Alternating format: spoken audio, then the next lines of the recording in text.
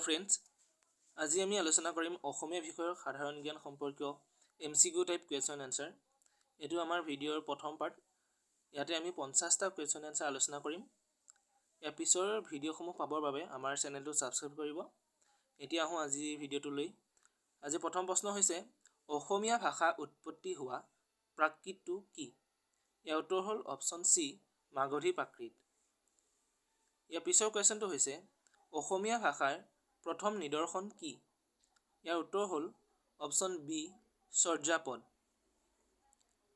Next question Asomiya আৰু বঙালী ভাষাৰ উমৈহতীয়া গ্ৰন্থ কোনখন ইয়াৰ উত্তৰ হ'ল অপচন বি শ্ৰীকৃষ্ণ কীৰ্তন নেক্সট প্ৰশ্ন শংকৰদেৱে ৰচনা কৰা নাটৰ সংখ্যা কিমান আছিল ইয়াৰ উত্তৰ হৈছে অপচন এ 6খন তলৰ কোনখনৰ ভাষা ব্ৰজাৱলী ইয়াৰ উত্তৰ হ'ব অপচন এ অংকীয়া নাট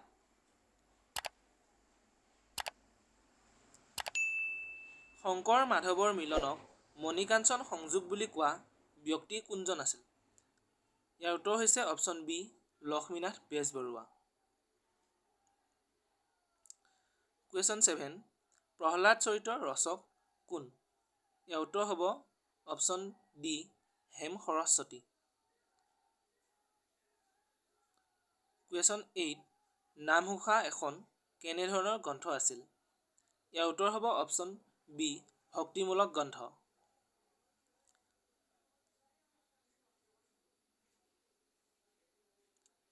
কুৱেশ্চন নম্বৰ 9 শংকৰদেৱে প্ৰথম অভিনয় কৰা নাটখনৰ নাম কি আছিল ইয়াৰ উত্তৰ হ'ব অপচন এ চিহ্ন যাত্ৰা ইয়াৰ পিছৰ কুৱেশ্চনটো হৈছে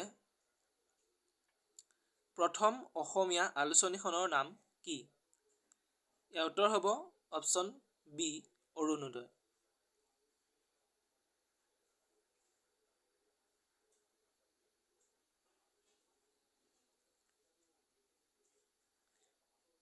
প্ৰাক-শংকৰী যুগৰ সৰ্বশ্ৰেষ্ঠ কবি কোনজন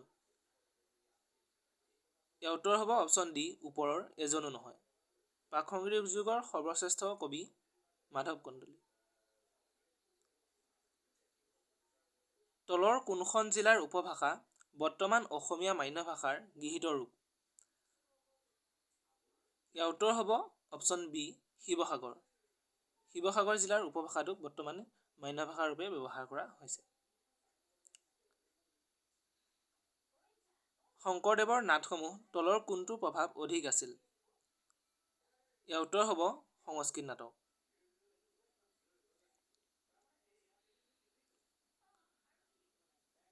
মাধৱদেৱে ৰচনা কৰা বৰগীতৰ সংখ্যা কিমান ইয়াৰ উত্তৰ হ'ব অপচন সি 157টা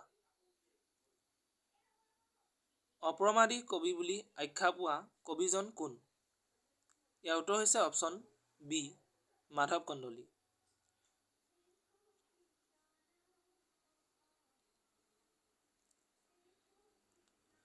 অসমীয়া স্বৰবৰ্ণৰ সংখ্যা কিমান এটো অতি সহজ সকলোৱে জানে ইয়াৰ উত্তৰ হৈছে অপচন সি 11টা তলৰ কোনটো স্বৰবৰ্ণ নহয় ইয়াৰ উত্তৰ হ'ব অপচন এ অ আৰু ই ইয়াৰ পিছৰ কোৱেশ্চনটো হৈছে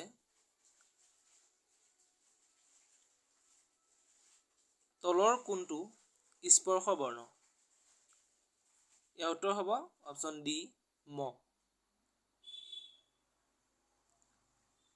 অসমীয়া ভাষাৰ সন্ধি কেইবিধ ইয়াৰ উত্তৰ হ'ব এ 3বিধ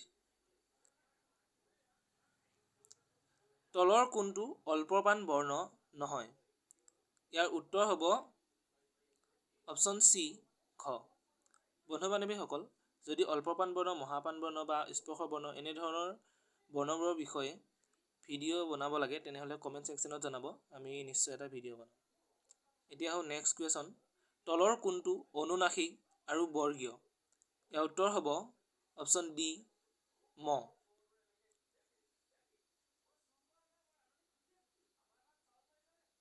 ইয়াৰ পিছৰ কুৱেশ্চনটো হৈছে তলৰ কোনটো তৎসম শব্দ ইয়াৰ উত্তৰ হ'ব অপশ্যন বি জীৱন। তৎসম মানে হৈছে সংস্কৃতৰ পৰা পোনে পোনে অসমীয়ালৈকে অহা শব্দ। এতিয়া হাত শব্দটো এটা কেনেধৰণৰ শব্দ?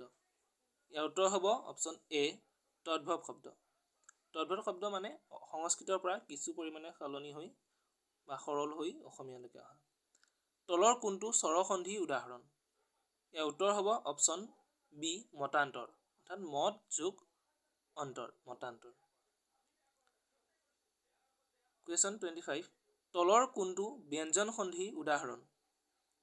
ইয়াৰ উত্তৰ হৈছে সদাচাৰ, সৎ যোগ আচাৰ। তলৰ কোনটো বিসৰ্গ সন্ধিৰ উদাহৰণ? ইয়াৰ উত্তৰ হ'ব অপশ্যন চি পুনৰুক্তি।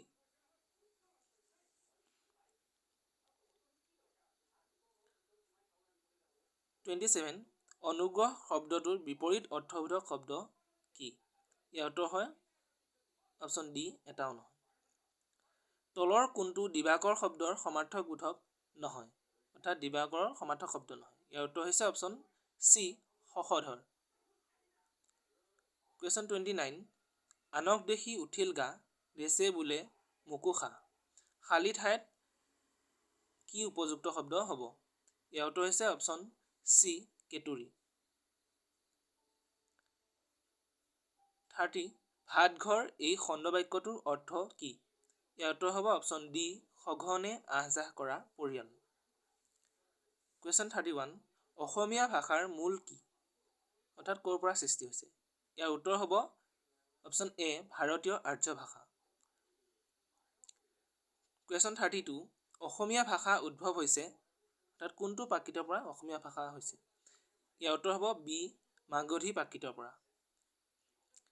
নেক্সট কুৱেশ্যন, উপভাষা কি? উপভাষা হৈছে অপশ্যন চি ভাষাৰ আঞ্চলিক ৰূপ। নেক্সট কুৱেশ্যন 34, অসমীয়া ভাষাত তলৰ কোনটো প্ৰকাৰৰ ধ্বনি এটাও নাই? ইয়াৰ উত্তৰ হ'ব অপশ্যন ডি পশ্চতালব্য। কুৱেশ্যন 35, অসমীয়া ভাষাৰ প্ৰাচীনত্ব সম্পৰ্কে উল্লেখ কৰা বিদেশী পৰিব্ৰাজক কোন? ইয়াৰ উত্তৰ হৈছে অপশ্যন ডি হিউৱেন চাং। অসমীয়া ভাষাগোষ্ঠীত প্ৰভাৱ পেলোৱা এটা উল্লেখযোগ্য ভাষাগোষ্ঠী কি? উত্তৰ হৈছে তিব্বত বৰ্মী। নেক্সট কুৱেশ্যন, বৰ্তমান অসমীয়া মান্য ভাষাটোৰ ভিত্তি তলৰ কোনটো উপভাষা? ইয়াৰ উত্তৰ হৈছে অপশ্যন বি শিৱসাগৰীয় উপভাষা। কুৱেশ্যন 38, চৰ্যাপদসমূহ কোন সময়ৰ ৰচনা? ইয়াৰ উত্তৰ হৈছে অপশ্যন ডি অষ্টমৰ পৰা দ্বাদশ শতিকাৰ ভিতৰত ৰচনা কৰা। অসমত ইংৰাজী ভাষা কি ভাষা হিচাপে শিকোৱা হয়? ইয়াৰ উত্তৰ হ'ব অপশ্যন চি দ্বিতীয় ভাষা হিচাপে। ইয়াৰ পিছৰ কুৱেশ্যন হৈছে তলৰ কোনটো শুদ্ধ? ইয়াত শুদ্ধ উত্তৰটো হ'ব উপভাষা সৃষ্টিৰ মূল কাৰণ যোগাযোগৰ অভাৱ, অপশ্যন এ। কুৱেশ্যন 41, শংকৰদেৱে কছাৰীৰ উপদ্ৰৱ সহিব নোৱাৰি প্ৰথমে ক'ত আশ্ৰয় লয়? ইয়াৰ উত্তৰ হৈছে অপশ্যন চি পাটবাউসীত।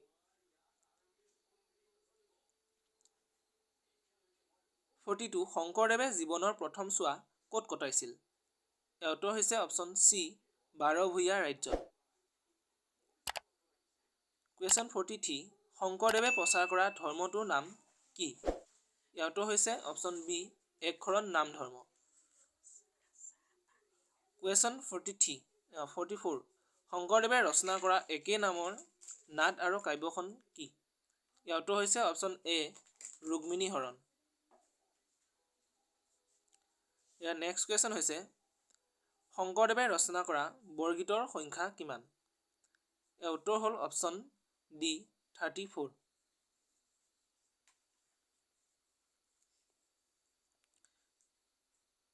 ইয়াৰ পিছৰ কুৱেশ্যনটো হৈছে শংকৰদেৱে ৰচনা কৰা প্ৰথম নাটখন কি? ইয়াৰ উত্তৰ হৈছে অপশ্যন চি পত্নীপ্ৰসাদ। কুৱেশ্যন 47, শংকৰদেৱে নৰদেহ ক'ত ত্যাগ কৰিছিল? ইয়াৰ উত্তৰ হ'ব অপশ্যন চি মধুপুৰ।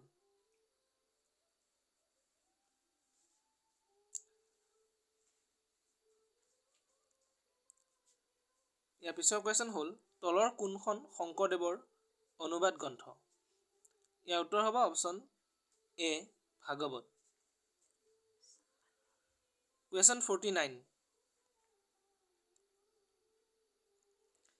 মাধৱদেৱৰ পিতৃৰ নাম কি আছিল?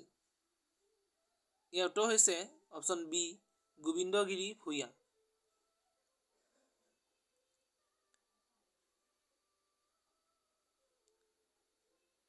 কুৱেশ্যন নম্বৰ 50 অৰ্থাৎ আজিৰ ভিডিঅ'টোৰ শেষ ভিডিঅ'টি হৈছে প্ৰশ্নটো হৈছে মাধৱদেৱৰ কোনখন গ্ৰন্থক হাজাৰী ঘোষা বুলিও কোৱা হয়? ইয়াৰ উত্তৰ হৈছে অপশ্যন চি নামঘোষা। বন্ধুসকল আজিলৈ ইমানেই। ইয়াৰ পিছৰ ভিডিঅ'কেইটাৰ বাবে আমাৰ চেনেলটো ছাবস্ক্ৰাইব কৰিব। এই ভিডিঅ'টি চোৱাৰ বাবেও সকলোকে ধন্যবাদ।